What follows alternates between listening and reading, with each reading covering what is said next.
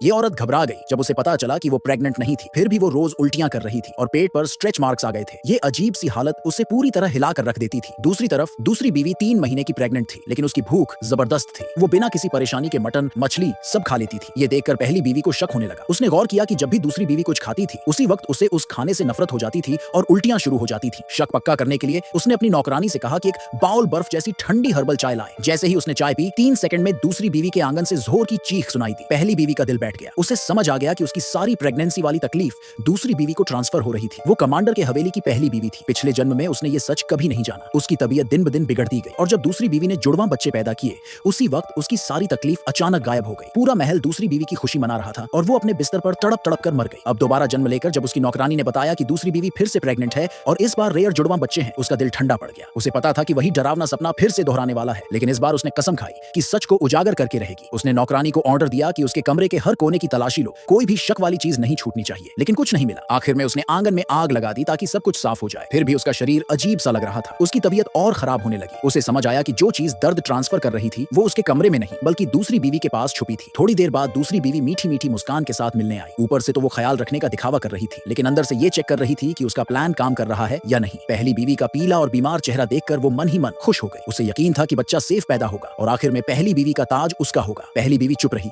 जैसे सचमुच बच्चे का ख्याल रखने की सलाह ले रही हो। लेकिन दूसरी बीवी ने उसे ताने मारे, कहा कि जब तू प्रेग्नेंट हो ही नहीं सकती तो किस बात का घमंड है। तभी उसकी नजर दूसरी बीवी के गले में लटकते सैशे पर पड़ी। वो बिल्कुल वैसा ही था जैसा उसका सैशे जो कमांडर ने प्रोटेक्शन के लिए ब्लेस किया था, लेकिन दोनों की खुशबू एकदम अलग थी। उसका दिल जोर से धड़का। उसने मौका देखकर दोनों सैशे बदल दिए और उसे फैमिली डॉक्टर को दे दिया। डॉक्टर ने एक बार सूंघते ही गंभीर चेहरा बना लिया। उसने कहा कि एक सैशे दिमाग को शांत करता है, लेकिन दूसरा अगर लंबे वक्त तक पहना जाए तो बांझपन ला सकता है। सैशे तो बस एक जरिया था, असली खेल दर्द ट्रांसफर करने का उसमें नहीं था। एक पल को उसे राहत मिली, लगा कि सच मिल गया, लेकिन अगले दिन दर्द और तेज होकर वापस आ गया। तब उसे समझ आया कि उसने दूसरी बीवी को कम आंका था। उसने हिसाब लगाया और पाया कि जब भी दूसरी बीवी कुछ खाती थी उसका शरीर तुरंत रिएक्ट करता था। दोनों के शरीर किसी अनदेखी डोर से बंधे थे। कंफर्म करने के लिए उसने फिर से ठंडी चाय मंगवाई और बिना रुके पी गई। उसी वक्त दूसरी बीवी जो मजे से डेजर्ट खा रही थी, अचानक उसने पेट पकड़कर तेज दर्द में चीख मारी। उसकी चीख पूरे आंगन में गूंज गई। पहली बीवी का दिल जोर जोर से धड़कने लगा। अब सच सामने था। उस दिन के बाद उसने खुद को रोज ठंडी चाय से सजा देना शुरू कर दिया। 10 बाउल, 20 बाउल, बिना किसी रहम के, सिर्फ इसलिए कि दर्द दूसरी बीवी को वापस मिले। देखते देखते 10 महीने बीत गए। दूसरी बीवी को पूरा यकीन था कि अब वो घर की हीरोइन बनने वाली है। कमांडर की हवेली लालटेनों से सज गई। दाइयां बाहर इंतजार कर रही थी। दूसरी बीवी जीत के नशे में थी। उसे लग रहा था कि पहली बीवी की जगह अब उसकी है। लेकिन अपने कमरे में पहली बीवी ने 10 बाउल सबसे ठंडी चाय मंगवाई